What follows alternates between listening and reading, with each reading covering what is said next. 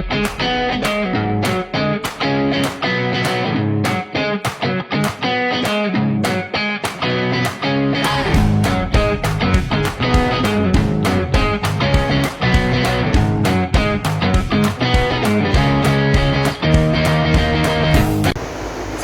warahmatullahi wabarakatuh. Hai semuanya, perkenalkan nama saya Nur Rasa Sabila dengan NIM 2203291. Baik, di sini saya akan memaparkan materi dari mata kuliah negosiasi dan advokasi bisnis. Selamat menyaksikan. Materi pertamanya adalah pengantar advokasi dalam agribisnis. Yang pertama ada definisi advokasi. Secara umum, advokasi dapat didefinisikan sebagai serangkaian tindakan strategis yang bertujuan untuk mempengaruhi kebijakan, keputusan, atau praktik yang berdampak pada kelompok atau kepentingan tertentu. Dalam konteks agribisnis, advokasi berfokus pada upaya untuk menciptakan lingkungan yang lebih kondusif bagi pelaku sektor ini, mulai dari petani, pengusaha, pertanian, hingga konsumen produk pertanian. Yang kedua ada definisi dari para ahli. Yang pertama menurut Peterson 2003. Dalam bukunya, Advocacy for Social Justice adalah proses yang bertujuan untuk mempengaruhi kebijakan publik dan alokasi sumber daya dalam rangka menciptakan perubahan sosial yang positif. Yang kedua ada dari World Bank yang mendefinisikan advokasi sebagai tindakan yang bertujuan untuk mempengaruhi kebijakan dan praktik tingkat lokal, nasional, ataupun internasional. Selanjutnya ada jenis advokasi dalam agribisnis. Yang pertama itu ada advokasi kebijakan, yaitu berupaya untuk mengubah atau mempengaruhi kebijakan pemerintah terkait pertanian seperti subsidi, regulasi, ekspor-impor, pengelolaan sumber daya alam, dan perlindungan petani. Yang kedua ada advokasi pasar, di mana fokus pada upaya untuk menciptakan pasar yang lebih adil dan menguntungkan bagi petani dan pelaku agribisnis, termasuk isu harga, transparansi rantai pasok, dan akses pasar. Yang ketiga ada advokasi hak, di mana memperjuangkan hak-hak petani dan pekerja pertanian seperti hak atas tanah, upah yang layak, dan kondisi kerja yang aman. Selanjutnya ada advokasi keberlanjutan, yaitu mendorong praktik pertanian yang ramah lingkungan dan berkelanjutan, termasuk isu penggunaan pestisida, konservasi tanah dan air, serta adaptasi terhadap perubahan iklim. Yang terakhir ada advokasi konsumen, yaitu mengedukasi dan melindungi hak-hak konsumen produk pertanian terkait kualitas, keamanan pangan, dan informasi produk. Selanjutnya ada peran penting advokasi dalam agribisnis. Yang pertama itu ada dari petani.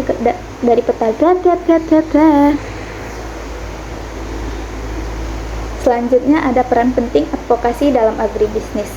Yang pertama dari petani ke pasar. Advokasi membantu petani dalam menyuarakan kebutuhan dan tantangan mereka terkait akses pasar, harga yang adil, dan informasi pasar. Melalui advokasi, petani dapat membentuk organisasi atau kelompok kepentingan untuk memiliki daya tawar yang lebih kuat dalam rantai pasok.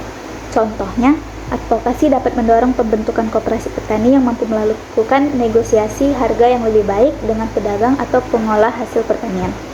Yang kedua, dari petani ke pemerintah. Advokasi menjadi jembatan komunikasi antara petani dan pemerintah. Petani dapat menyampaikan aspirasi mereka terkait kebijakan pertanian, infrastruktur, bantuan modal, dan program-program pemberdayaan melalui organisasi petani atau lembaga advokasi. Advokasi yang efektif dapat menghasilkan kebijakan yang lebih responsif terhadap kebutuhan petani, seperti alokasi anggaran untuk irigasi, subsidi pupuk yang tepat sasaran, atau perlindungan terhadap fluktuasi harga komoditas. Dan yang terakhir ada dari pasar ke pemerintah. Pelaku agribisnis di tingkat pasar seperti pengolah hasil pertanian, distributor, dan eksportir juga memerlukan advokasi untuk menyampaikan kebutuhan mereka terkait regulasi perdagangan, standar mutu, infrastruktur logistik, dan kebijakan ekspor-impor. Advokasi dari sektor ini dapat membantu pemerintah dalam merumuskan kebijakan yang mendukung pertumbuhan dan daya saing industri agribisnis secara keseluruhan. Selanjutnya ada tentang perbedaan advokasi, kampanye, lobby, dan negosiasi. Yang pertama ada advokasi. Advokasi adalah serangkaian tindakan strategis untuk mempengaruhi kebijakan, keputusan, atau praktik yang berdampak pada kelompok atau kepentingan tertentu.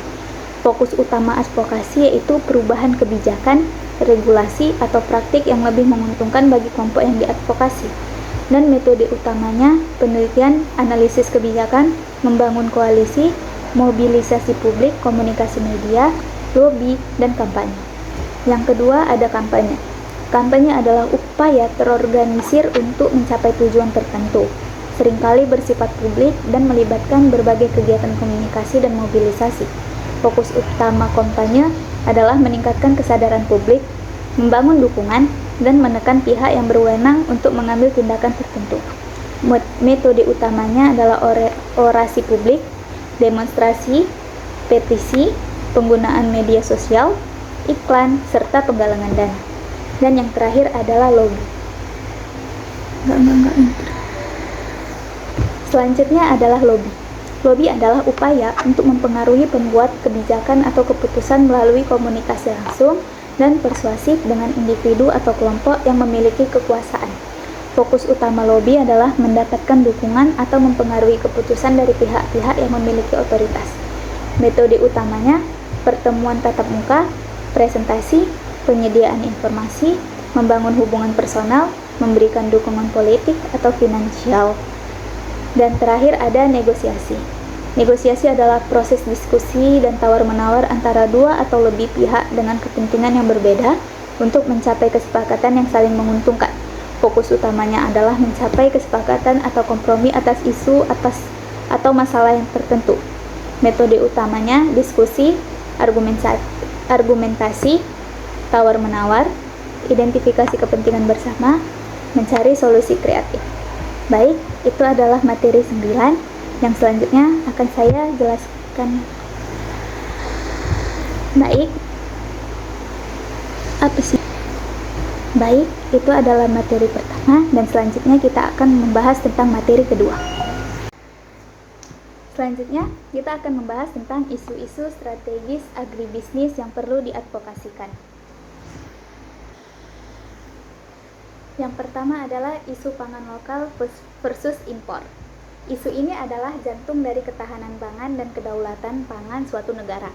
Advokasi di sini berfokus pada keseimbangan antara memenuhi kebutuhan konsumsi domestik melalui produksi lokal dan peran impor dalam menjaga stabilitas pasokan dan harga. Yang kedua, lalu mengapa perlu diadvokasikan? Yang pertama, kedaulatan pangan. Ketergantungan berlebihan pada impor dapat mengancam kedaulatan pangan, membuat negara rentan terhadap gejolak pasar global dan kebijakan negara pengekspor. Yang kedua, kesejahteraan petani lokal, di mana impor yang tidak terkontrol, terutama saat panen raya domestik, dapat menekan harga produk petani lokal, mengakibatkan kerugian dan menurunkan minat bertani. Yang ketiga, pembangunan ekonomi lokal, di mana mendorong pangan lokal berarti mendukung rantai nilai di dalam negeri, menciptakan lapangan kerja dan menggerakkan ekonomi. Yang keempat, kualitas dan keamanan pangan. Kontrol kualitas dan keamanan pangan lokal seringkali lebih mudah diawasi dibandingkan dengan produk impor yang menempuh perjalanan jauh. Poin-poin advokasinya, yang pertama, penerapan kebijakan perlindungan pasar yang adil bagi produk petani lokal, seperti tarif impor yang disesuaikan atau kuota impor yang bijaksana, peningkatan investasi dalam produktivitas pertanian lokal, misalnya benih unggul, irigasi, dan pupuk. Yang ketiga, ada penguatan rantai pasok domestik untuk mengurangi biaya dan meningkatkan efisiensi distribusi pangan lokal. Dan yang terakhir, ada edukasi konsumen tentang pentingnya memilih produk pangan lokal dan musiman. Selanjutnya ada tentang isu keberlanjutan dan pertanian hijau atau green agriculture. Pertanian berkelanjutan adalah model pertanian yang mengintegrasikan aspek ekonomi, sosial, dan lingkungan untuk memenuhi kebutuhan pangan saat ini tanpa mengorbankan kemampuan generasi mendatang untuk memenuhi kebutuhannya. Green agriculture adalah bagian integral dari ini, berfokus pada praktik ramah lingkungan.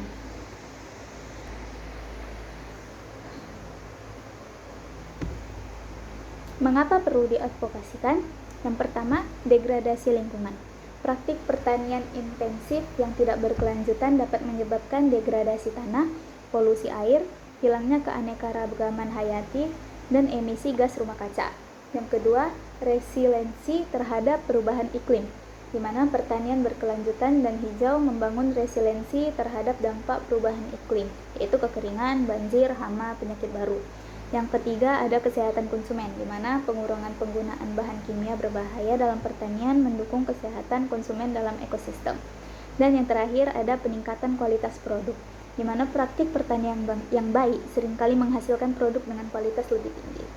Poin-poin advokasinya yang pertama ada insentif dan dukungan pemerintah untuk petani yang mengadopsi praktik pertanian organik, pertanian terpadu, agroforestry, dan penggunaan energi terbarukan.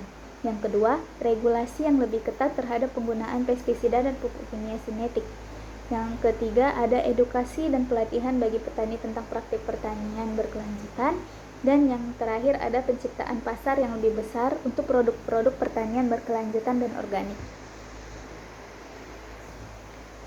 Selanjutnya adalah perlindungan petani, UMKM agribisnis, dan akses pasar.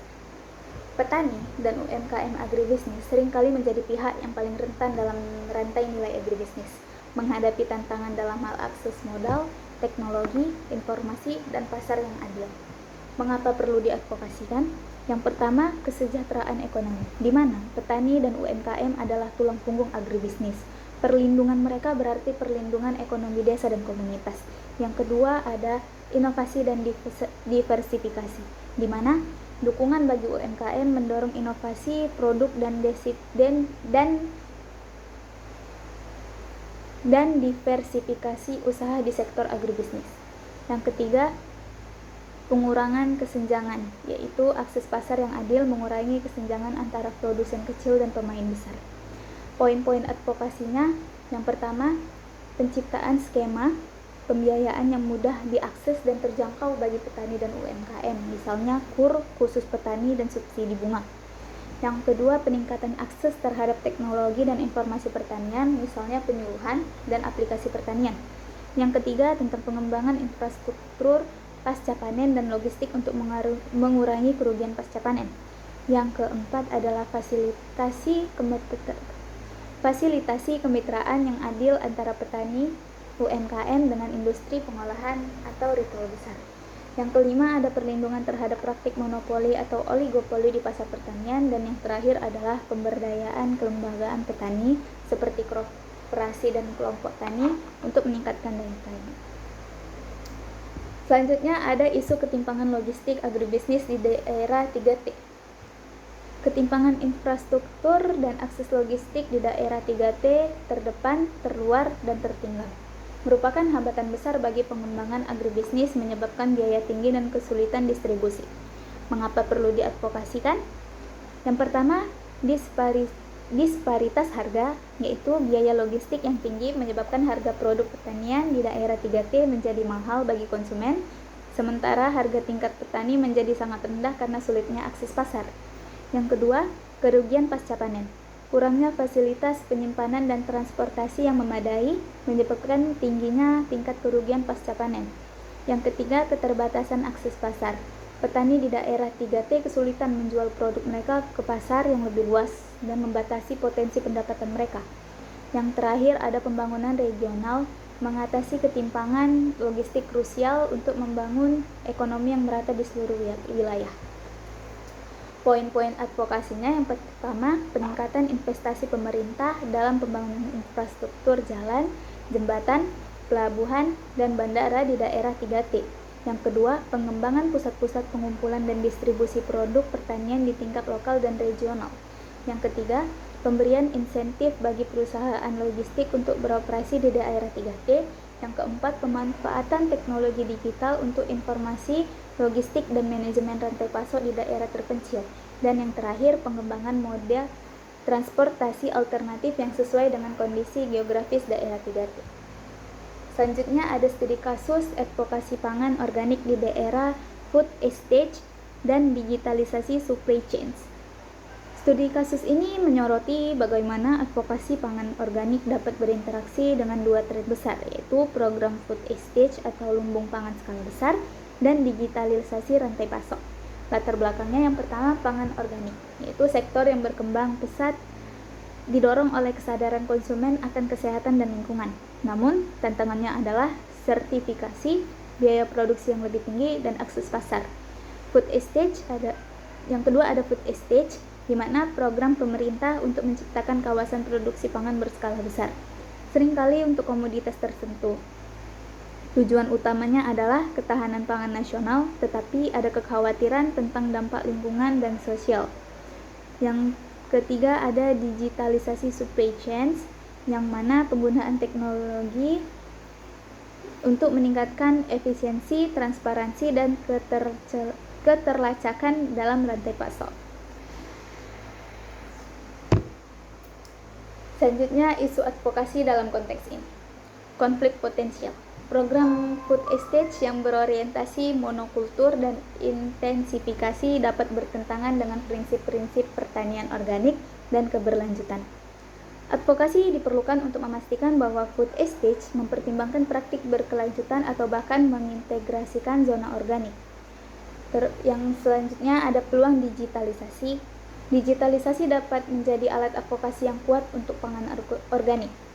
Platform e-commerce dapat menghubungkan langsung petani organik dengan konsumen. Blockchain dapat menjamin transparansi sertifikasi dan ketelusuran produk, dan data analitik dapat mengidentifikasi pasar potensial. Selanjutnya, sertifikasi dan standar.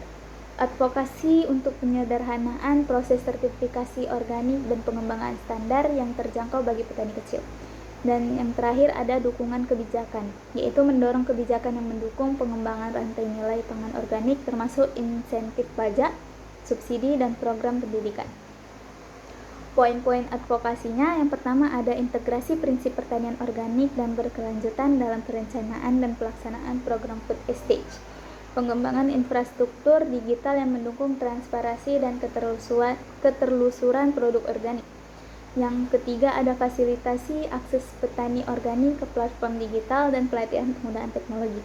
Dan yang terakhir, penyusunan regulasi yang jelas dan mendukung ekosistem pangan organik, termasuk skema sertifikasi partisipatif atau PGS sebagai alternatif sertifikasi pihak ketiga untuk petani skala kecil.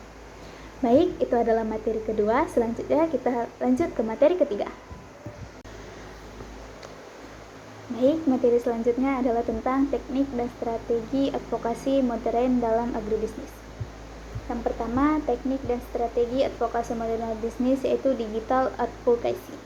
Era digital telah mengubah lanskap advokasi secara signifikan. Media sosial, petisi online, dan kampanye digital menjadi alat yang ampuh untuk menjangkau khalayak luas, membangun kesadaran, dan mobilisasi dukungan. Yang kedua ada grassroots advocacy, di mana berfokus pada mobilisasi dan pemberdayaan masyarakat di tingkat akar rumput. Dalam konteks ini adalah komunitas petani. Kekuatan advokasi ini terletak pada jumlah dan suara kolektif dari individu yang terdampak langsung oleh isu yang diperjuangkan. Selanjutnya ada media relation, di mana membangun hubungan baik dengan media seperti cetak, elektronik, dan daring adalah kunci untuk memperluas jangkauan pesan advokasi dan membentuk opini publik. Digital advocacy memanfaatkan media sosial, petisi online, dan kampanye digital. Media sosial merupakan platform seperti Twitter, Facebook, Instagram, dan YouTube memungkinkan para advokat untuk menyebarkan informasi, yaitu berbagi fakta, data, cerita, dan analisis mengenai isu-isu agribisnis. Yang kedua, membangun komunitas, di mana menghubungkan dengan individu dan organisasi yang memiliki minat yang sama. Yang ketiga, mengorganisir aksi, yaitu mengumumkan acara kampanye dan cara-cara untuk terlibat.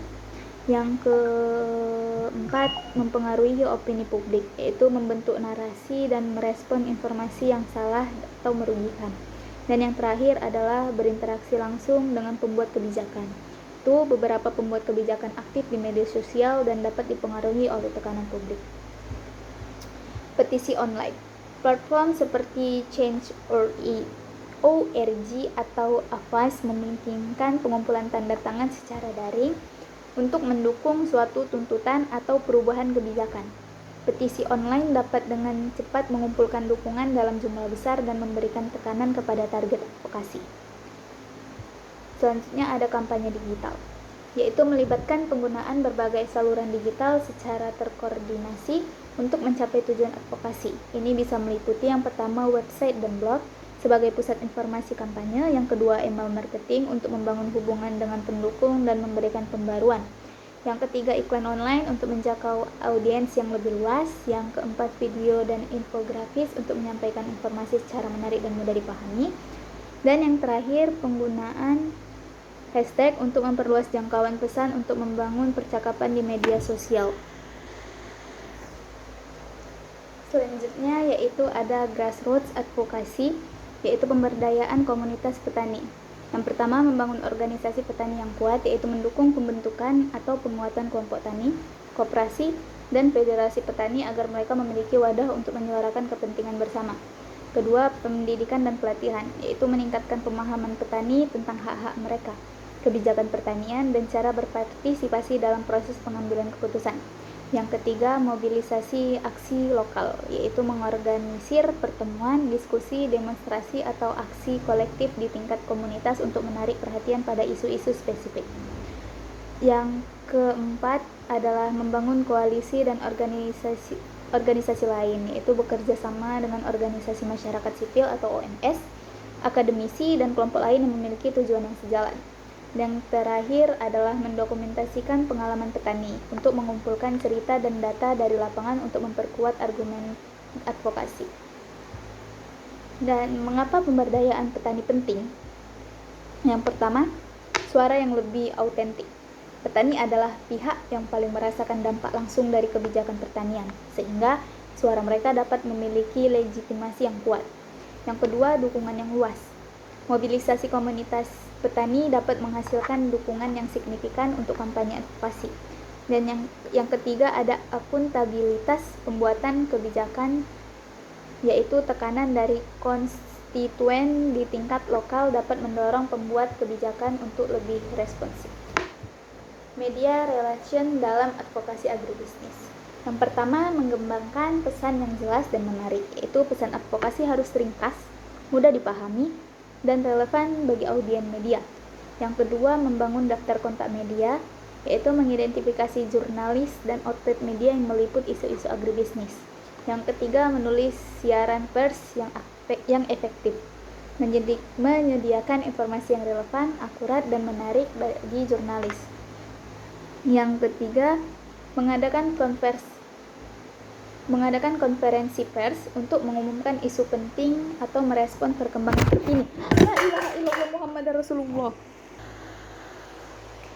Selanjutnya ada mengadakan konferensi pers untuk mengumumkan isu penting atau merespon perkembangan terkini.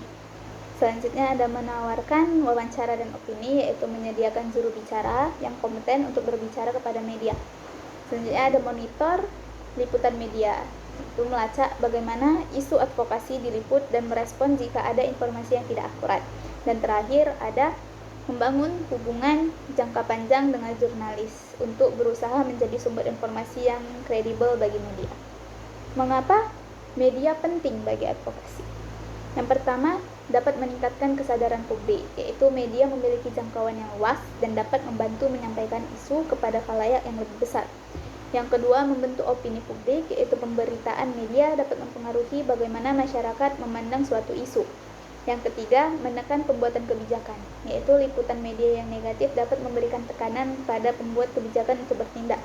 Dan yang terakhir, membangun kredibilitas, yaitu liputan media yang positif dapat meningkatkan kredibilitas organisasi advokasi. Selanjutnya ada studi kasus, yaitu kampanye #Save Sawah dan #Petani Berdaulat. #Save Sawah, yaitu kampanye ini kemungkinan besar bertujuan untuk meningkatkan kesadaran tentang pentingnya lahan sawah bagi ketahanan pangan, ekosistem, dan mata pencarian petani. Strategi yang memungkinkan digunakan yang pertama itu adalah media sosial. Penggunaan #Save Sawah untuk menyebarkan informasi, foto, dan video tentang ancaman alih fungsi lahan sawah. Yang kedua, petisi online, mengumpulkan dukungan publik untuk menolak alih fungsi lahan sawah atau mendorong kebijakan perlindungan lahan. Yang ketiga, keterlibatan tokoh masyarakat dan selebriti, mendapatkan dukungan dari tokoh publik untuk memperkuat pesan kampanye. Yang keempat, ada liputan media, yaitu untuk mengupayakan pemberitaan di media massa tentang isu alih fungsi lahan sawah dan dampaknya. Dan yang terakhir itu ada aksi lokal, mengorganisir aksi damai atau diskusi publik di komunitas yang terdampak. Selanjutnya ada hashtag berdaulat. Kampanye ini kemungkinan besar berfokus pada isu kedaulatan pangan dan pemberdayaan petani. Strategi yang mungkin digunakan adalah pertama, narasi pemberdayaan, menyebarkan cerita sukses petani dan pentingnya dukungan terhadap petani lokal. Yang kedua, ada edukasi publik untuk meningkatkan pemahaman masyarakat tentang isu-isu seperti impor pangan dan harga yang tidak adil dan hak-hak petani. Selanjutnya ada advokasi kebijakan, yaitu untuk mendorong pemerintah untuk mengadopsi kebijakan yang lebih pro petani seperti perlindungan harga, akses pasar, dan dukungan teknologi. Selanjutnya ada kolaborasi dengan organisasi petani, yaitu untuk bekerja sama dengan organisasi petani di berbagai tingkat untuk memperkuat gerakan. Dan yang terakhir, penggunaan konten kreatif untuk membuat infografis, video pendek, dan konten menarik lainnya untuk menjangkau audiens yang lebih luas. Selanjutnya, analisis studi kasus. Yang pertama itu identifikasi tujuan. Apa sih tujuan spesifik dari setiap kampanye? Yang kedua, analisis target audiens. Siapa sih yang ingin dijangkau oleh kampanye ini? Misalnya masyarakat umum kah, pembuat kebijakan kah, atau petani. Yang ketiga, ada penggunaan teknik digital. Bagaimana media sosial dan platform online dimanfaatkan. Yang keempat, ada keterlibatan komunitas, yaitu apakah ada upaya untuk memobilisasi petani dan masyarakat sipil. Yang kelima, ada hubungan dengan media, untuk menanyakan bagaimana kampanye ini berinteraksi dengan media massa. Dan yang terakhir, dampak dan hasil. Apa dampak yang berhasil dicapai oleh kampanye-kampanye ini? Misal, perubahan kebijakan dan peningkatan kesadaran publik. Baik, sekian dari materi 3. Selanjutnya kita akan membahas materi 4. Nah, selanjutnya kita masuk ke materi 4, yaitu membahas tentang pemetaan stakeholder dan aliansi advokasi dalam agribisnis. Yang pertama, tentang identifikasi stakeholder dan strategis di agribisnis. Stakeholder adalah individu, kelompok, atau organisasi yang memiliki kepentingan atau dapat dipengaruhi oleh kegiatan, keputusan, atau kebijakan dalam sektor agribisnis. Identifikasi stakeholder strategis melibatkan pengenalan pihak-pihak yang memiliki pengaruh signifikan atau kepentingan langsung terhadap isu yang ingin diadvokasikan. Pemerintah. Yang pertama ada pemerintah, yaitu Kementerian Pertanian, untuk bertanggung jawab atas kebijakan dan regulasi terkait produksi pertanian, ketahanan pangan, dan kesejahteraan petani. Yang kedua ada Kementerian Perdagangan, yaitu untuk terlibat dalam kebijakan perdagangan produk pertanian, ekspor-impor, dan stabilisasi harga. Yang ketiga, Kementerian Keuangan, untuk mengelola anggaran dan kebijakan fiskal yang mempengaruhi sektor agribisnis, misalnya subsidi dan pajak. Yang keempat yaitu Kementerian Lingkungan Hidup dan Kehutanan, untuk terkait dengan isu keberlanjutan, penggunaan lahan, dan dampak lingkungan dari praktik pertanian. Dan yang selanjutnya ada Kementerian Koperasi dan UKM, untuk mendukung pengembangan UMKM di sektor agribisnis.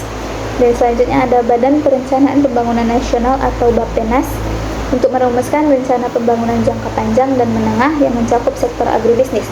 Dan yang terakhir ada pemerintah daerah, provinsi, atau kabupaten dan kota, memiliki kewenangan dalam implementasi kebijakan pertanian di tingkat lokal dan pengelolaan sumber daya daerah. Selanjutnya ada asosiasi dan organisasi petani atau pengusaha agribisnis. Asosiasi komoditas, misalnya Asosiasi Petani Padi Indonesia, Gabungan Pengusaha Kelapa Sawit Indonesia, mewakili kepentingan produsen komoditas tertentu. Organisasi petani, misalnya Kontak Petani Nelayan Andalan atau KTNA, menyuarakan aspirasi petani secara umum. Selanjutnya ada koperasi pertanian, itu wadah bagi petani untuk berkolaborasi dalam produksi, pemasaran, dan pengadaan. Dan yang terakhir ada Asosiasi Industri Pengolahan Hasil Pertanian, yaitu untuk mewakili kepentingan perusahaan yang mengolah produk pertanian. Selanjutnya ada media massa. Yang pertama media cetak, seperti koran dan majalah, untuk memiliki peran dalam membentuk opini publik dan menyampaikan informasi kepada masyarakat luas. Yang kedua ada media elektronik seperti televisi dan radio, yaitu untuk memiliki jangkauan yang luas dan dapat mempengaruhi persepsi publik secara signifikan. Dan yang ketiga ada media daring seperti portal berita dan media sosial, yaitu untuk memiliki kecepatan penyebaran informasi yang tinggi dan dapat menjangkau audiens yang spesifik. Selanjutnya itu ada akademisi dan lembaga penelitian. Yang pertama, universitas untuk melakukan penelitian dan memberikan analisis ilmiah terkait isu-isu agribisnis.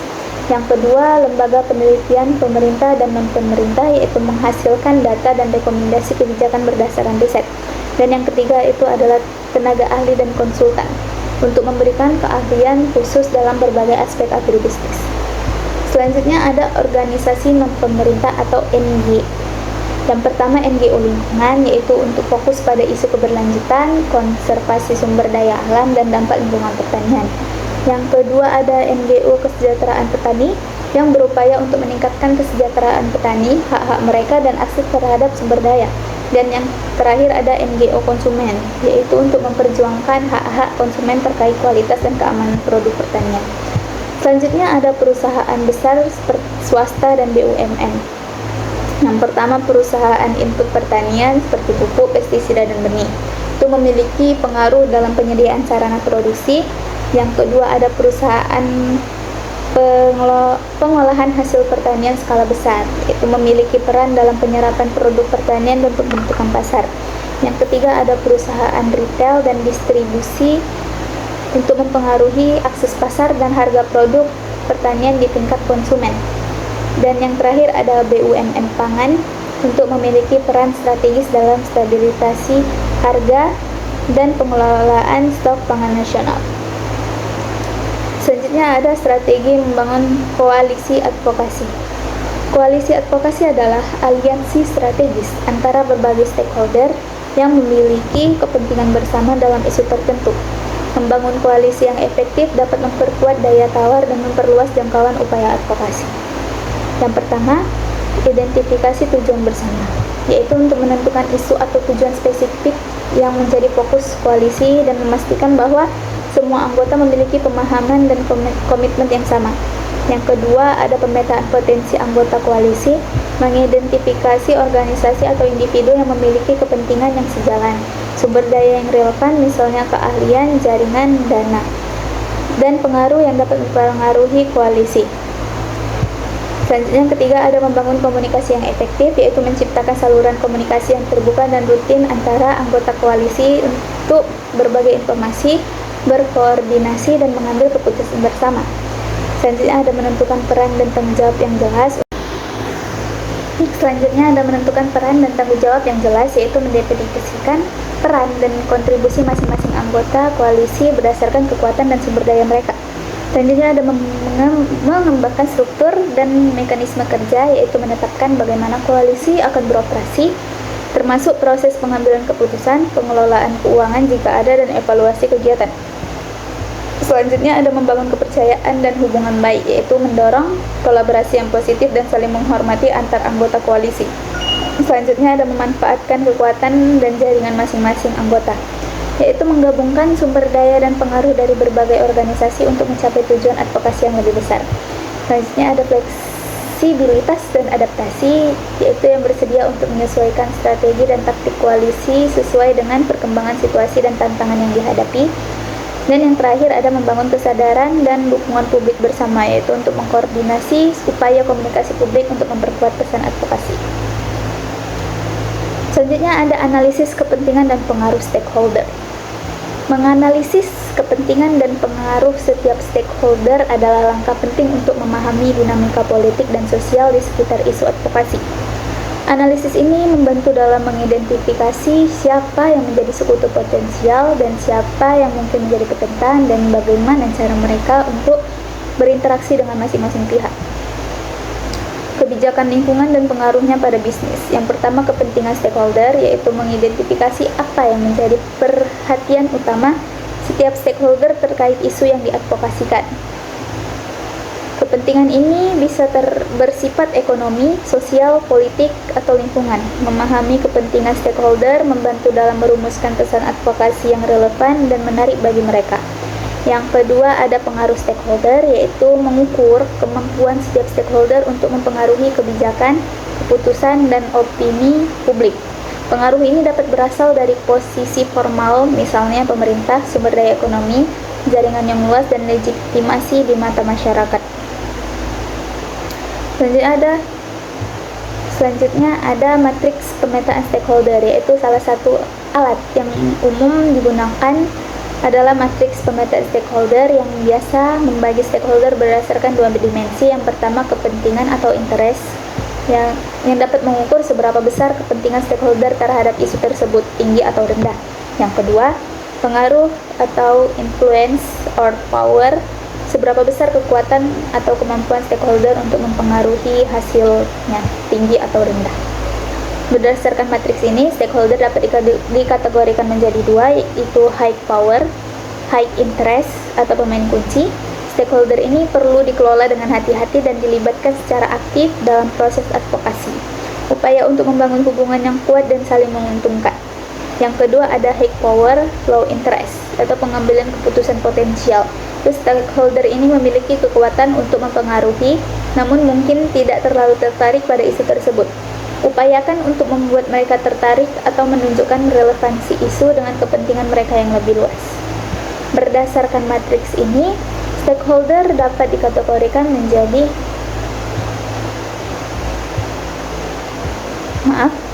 Selanjutnya ada analisis kepentingan dan pengaruh stakeholder, yaitu analisis SWOT stakeholder, yaitu menganalisis kekuatan atau strength, kelemahan atau weakness, peluang atau opportunities, dan ancaman atau threats. Dari perspektif setiap stakeholder dapat memberikan wawasan yang lebih mendalam tentang bagaimana mereka mungkin bereaksi terhadap upaya advokasi. Baik, sekian dari materi 4, selanjutnya kita akan beralih ke materi 5. Baik, selanjutnya yaitu adalah materi 5, yaitu advokasi berbasis data dan digital tools dalam agribisnis. Yang pertama ada pentingnya data dalam advokasi agribisnis. Data adalah tulang punggung advokasi berbasis bukti atau evidence based advokasi. Dalam agribisnis, data memberikan legitimasi pada klaim dan membantu mengidentifikasi akar masalah serta potensi solusi. Yang kedua ada statistik harga, yaitu harga produsen petani, yaitu data fluktuasi harga di tingkat petani dapat menunjukkan ketidakstabilan pendapatan, masalah rantai pasok dan atau tekanan pada produk impor. Ini menjadi bukti kuat untuk advokasi kebijakan stabilisasi harga atau subsidi.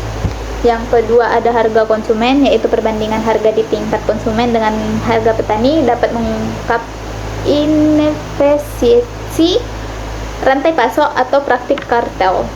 Yang ketiga ada perbandingan harga regional atau global. Data ini dapat digunakan untuk menunjukkan disparitas harga antara daerah atau ketidakmampuan produk lokal bersaing dengan produk impor. Selanjutnya ada data produksi. Yang pertama ada volume produksi, di mana menunjukkan kapasitas produksi suatu komoditas. Penurunan produksi dapat mengindikasikan masalah lahan, iklim, atau insentif bagi petani. Yang kedua ada produktivitas lahan, yaitu data ini esensial untuk advokasi peningkatan teknologi, irigasi, atau penggunaan benih unggul. Yang ketiga ada varietas unggul, yaitu data adopsi varietas unggul atau sebaran benih bersertifikat. Selanjutnya ada data supply demand. Yang pertama, kesenjangan pasokan data, yaitu data yang menunjukkan kekurangan pasokan domestik dapat membenarkan impor jika memang diperlukan atau sebaliknya, menyoroti urgensi peningkatan produksi lokal.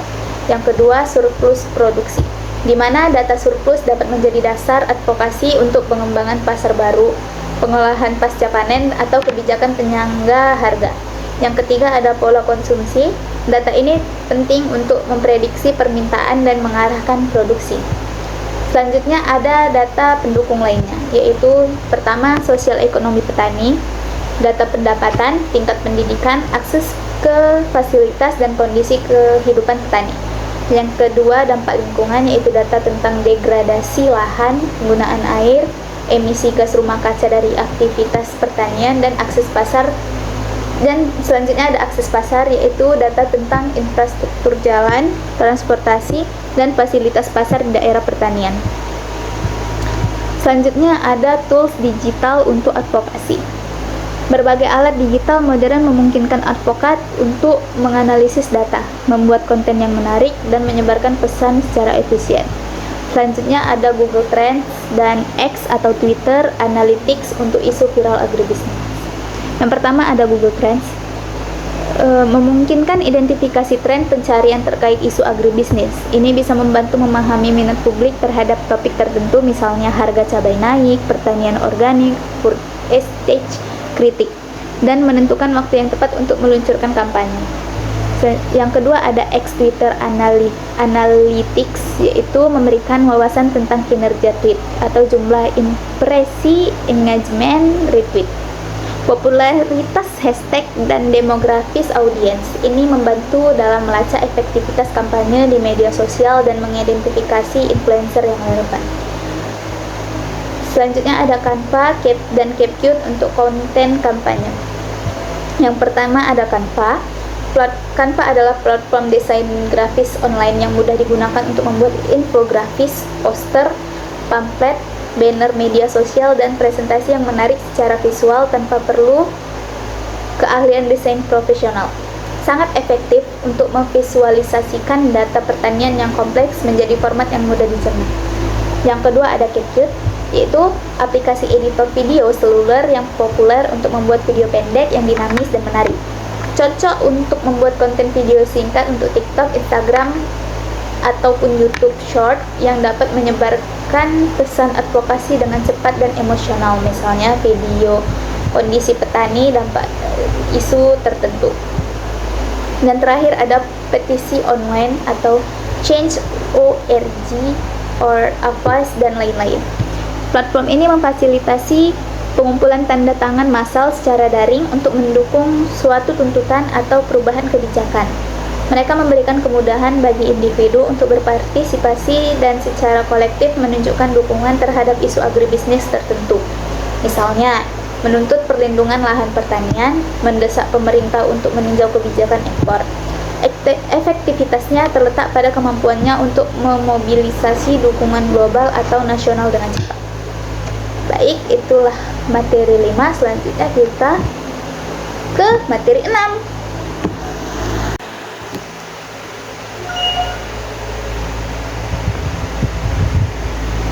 Baik, selanjutnya kita akan menjelaskan tentang komunikasi dan penyampaian pesan advokasi yang efektif dalam agribisnis. Yang pertama, teknik komunikasi persuasif dalam advokasi, yaitu komunikasi persuasif adalah seni dan ilmu mempengaruhi sikap, keyakinan, atau tindakan orang lain melalui argumen, rasional, dan daya tarik emosional. Dalam advokasi agribisnis, teknik ini krusial untuk meyakinkan pembuat kebijakan, media, publik, dan bahkan stakeholder lain. Prinsip-prinsip persuasi. Yang pertama, reciprocity atau timbal balik, yaitu orang cenderung membalas budi. Dalam advokasi, ini bisa berarti memberikan informasi berharga atau bantuan teknis kepada pembuatan kebijakan dengan harapan mereka akan lebih terbuka terhadap usulan Anda. Yang kedua ada komitmen and konsistensi, yaitu komitmen dan konsistensi. Orang ingin konsisten dengan apa yang telah mereka katakan atau lakukan sebelumnya. Dorongan stakeholder untuk membuat komitmen kecil di awal yang kemudian dapat dikembangkan menjadi komitmen yang lebih besar. Misalnya, minta pembuat kebijakan untuk secara terbuka mengakui pentingnya petani, lalu gunakan pernyataan tersebut sebagai dasar untuk advokasi kebijakan pro petani. Yang ketiga ada social proof atau bukti sosial, yaitu orang akan mengikuti tindakan orang lain, terutama jika mereka tidak yakin. Tunjukkan bahwa banyak petani atau organisasi lain yang mendukung isu Anda. Sorot keberhasilan praktik pertanian tertentu atau dampak positif suatu kebijakan di tempat lain. Yang keempat ada authority atau otoritas, yaitu orang cenderung mengikuti saran dari figur otoritas. Gunakan data dari lembaga penelitian terkemuka, kutip pendapat ahli pertanian, atau libatkan tokoh masyarakat yang dihormati dalam kampanye advokasi. Yang kelima ada leaking atau suka, yaitu orang lebih mudah dibujuk oleh orang yang mereka sukai. Bangun hubungan baik dengan target advokasi, tampilkan kredibilitas dan berkomunikasi dengan cara yang ramah dan dapat dipercaya. Yang keenam ada scarcity atau kelangkaan, yaitu orang menilai lebih tinggi sesuatu yang langka atau terbatas. Tekanan urgensi isu agribisnis, misalnya jika tidak ada tindakan sekarang, lahan produktif akan hilang selamanya, atau generasi petani muda akan meninggalkan sektor ini. Selanjutnya ada penyusunan pesan yang efektif. Yang pertama, relevansi. Pesan harus relevan dengan kepentingan dan nilai-nilai audiens target. Bagi pembuat kebijakan, fokus pada dampak ekonomi atau stabilitas sosial. Bagi konsumen, fokus pada keamanan pangan atau keberlanjutan lingkungan. Yang kedua ada jelas dan ringkas, yaitu hindari jargon teknis. Sampaikan pesan utama dengan kalimat yang mudah dipahami dan diingat. Yang ketiga ada berbasis solusi. Jangan hanya menyajikan masalah, tetapi juga tawarkan solusi konkret dan realistis. Misalnya, bukan hanya harga pupuk yang mahal, tapi pemerintah perlu mengimplementasikan skema subsidi pupuk yang lebih tepat sasaran dan transparan. Yang keempat ada menarik emosi dan logika. Pesan yang kuat menggabungkan daya tarik emosional, misalnya cerita tentang perjuangan petani, dengan argumen rasional yang didukung data. Dan yang terakhir ada konsisten. Pastikan pesan yang disampaikan konsisten di semua saluran komunikasi dan semua juru bicara. Selanjutnya ada pemilihan saluran komunikasi. Yang pertama, audiens target. Pilih saluran yang paling sering digunakan oleh audiens target Anda, misal media sosial untuk generasi muda, pertemuan tatap muka untuk pembuat kebijakan, radio lokal untuk petani di pedesaan. Yang kedua, sifat pesan. Pesan kompleks mungkin membutuhkan laporan atau presentasi, sementara pesan singkat dan mendesak cocok untuk media sosial atau siaran pers. Selanjutnya ada storytelling berbasis data agribisnis. Storytelling adalah alat yang sangat ampuh dalam advokasi karena mampu menghubungkan data dengan pengalaman manusia, menjadikannya lebih mudah dipahami, diingat, dan direspon secara emosional. Ketika digabungkan dengan data, storytelling menjadi sangat persuasif.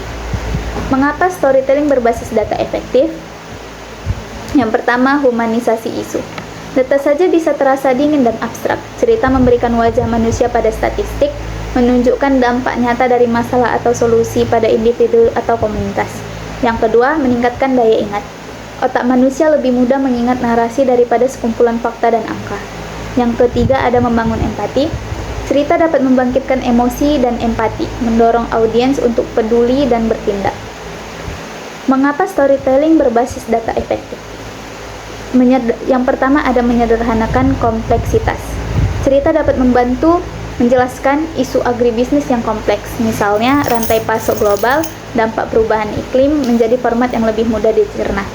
Yang kedua, meyakinkan lebih baik, yaitu sebuah cerita yang kuat didukung oleh data yang akurat jauh lebih meyakinkan daripada data semata.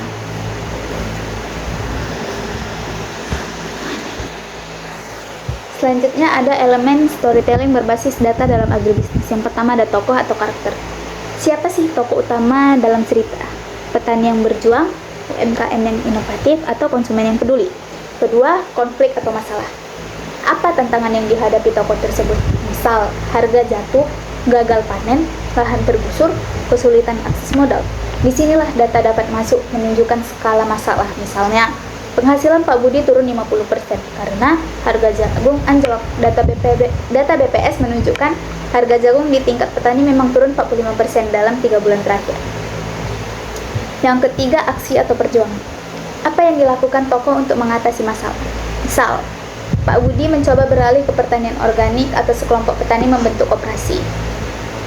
Yang keempat, ada resolusi atau harapan. Apa solusi yang diadvokasikan? Atau apa dampak positif yang mungkin terjadi jika solusi diterapkan?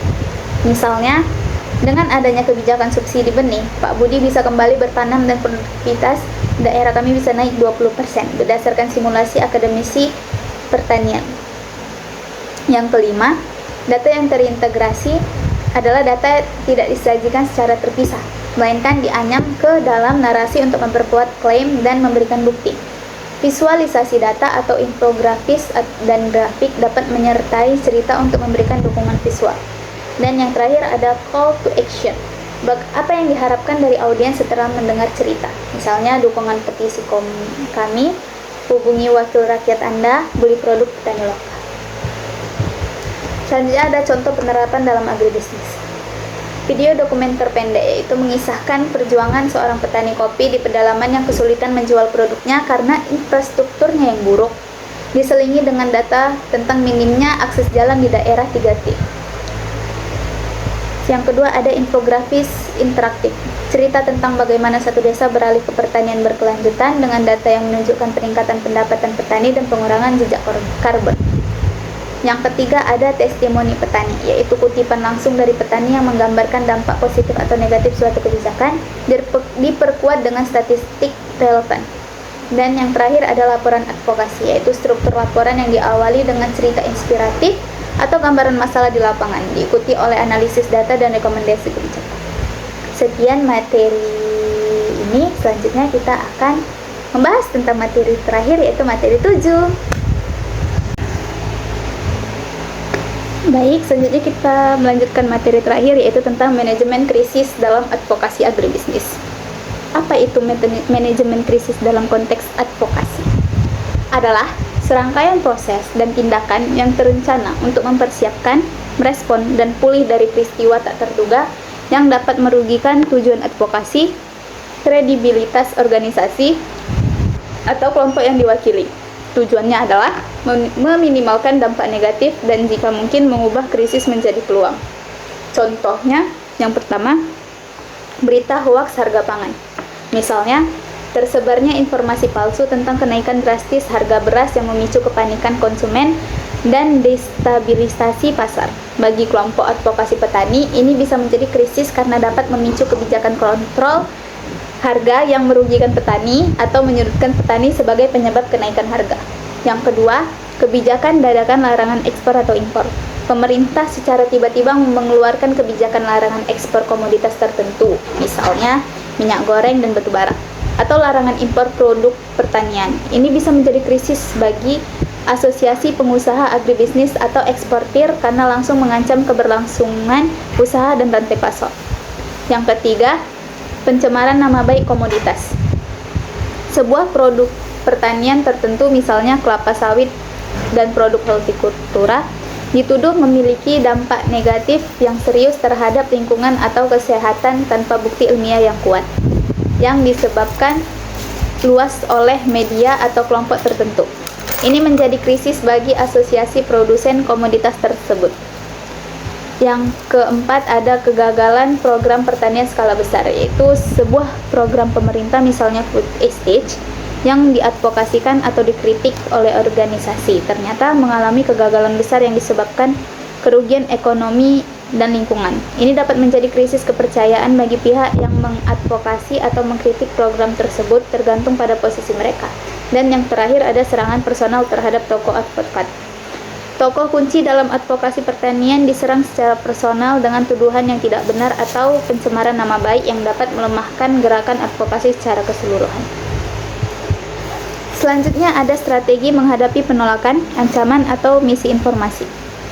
Menghadapi penolakan, ancaman, atau misi informasi memerlukan respon yang cepat, terkoordinasi, dan strategis. Yang pertama, pembentukan tim krisis. Tunjukkan tim inti yang terdiri dari juru bicara, ahli komunikasi, ahli hukum, jika diperlukan, dan perwakilan dari kelompok yang diadvokasi. Tim ini harus memiliki otoritas untuk membuat keputusan cepat. Yang kedua ada pemantauan dan deteksi dini. Aktif memantau media massa dan media sosial untuk mendeteksi munculnya isu-isu negatif, misi informasi, atau ancaman sedini mungkin. Gunakan alat social listening untuk melacak sebutan merek, hashtag terkait, dan sentimen publik. Yang ketiga ada penilaian dan analisis. Setelah krisis terdeteksi, segera lakukan analisis mendalam, yaitu yang pertama apa sumber krisisnya, seberapa luas dampaknya, siapa saja yang terpengaruh, apa fakta-fakta yang sebenarnya, dan siapa pihak-pihak yang menyebarkan misi informasi atau ancaman. Bedakan antara kritik yang valid dengan misi informasi atau hoax. Selanjutnya ada pengembangan pesan kunci. Rumuskan pesan-pesan kunci yang jelas, ringkas, akurat, dan konsisten. Fokus pada fakta, koreksi misi informasi, dan penegasan posisi advokasi. Hindari bahasa yang emosional atau defensif. Selanjutnya ada respon cepat dan tepat. Jangan menunda respon. Penundaan dapat memperburuk situasi dan menimbulkan persepsi negatif. Pilih saluran yang tepat tergantung pada sifat krisis, misalnya pernyataan pers, klarifikasi di media sosial, surat terbuka, dialog dengan pihak terkait. Lalu transparansi, bersikap terbuka dan jujur sejauh mungkin. Empati, akui kekhawatiran publik atau pihak yang terdampak, dan fokus pada solusi. Jika krisis terkait masalah, sampaikan langkah-langkah yang diambil untuk mengatasinya. Selanjutnya ada melawan misinformasi dan hoax. Fakta dan bukti, sajikan data dan bukti konkret untuk membantah misinformasi.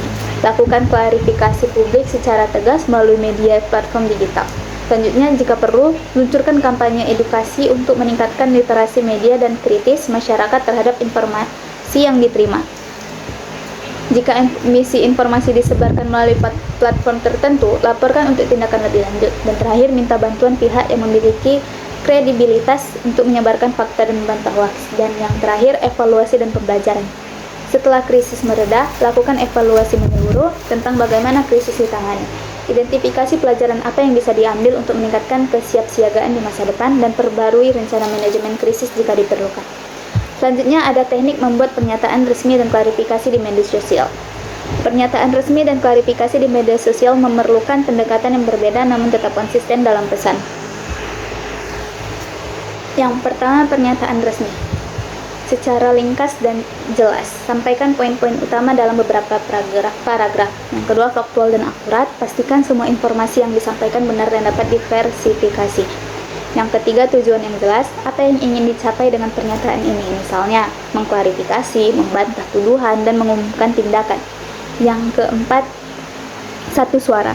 Pastikan hanya satu juru bicara resmi yang ditunjuk untuk memberikan pernyataan. Dan yang kelima, call to action atau opsional. Jika relevan, sertakan apa yang diharapkan dari pihak lain atau publik. Dan yang terakhir, kontak media. Sertakan informasi kontak juru bicara untuk pernyataan lebih lanjut. Selanjutnya ada klarifikasi di media sosial. Yang pertama, itu cepat dan responsif. Waktu sangat krusial di media sosial. Yang kedua, gunakan bahasa yang tepat. Gunakan bahasa yang sesuai dengan platform dan audiens Anda, namun tetap profesional.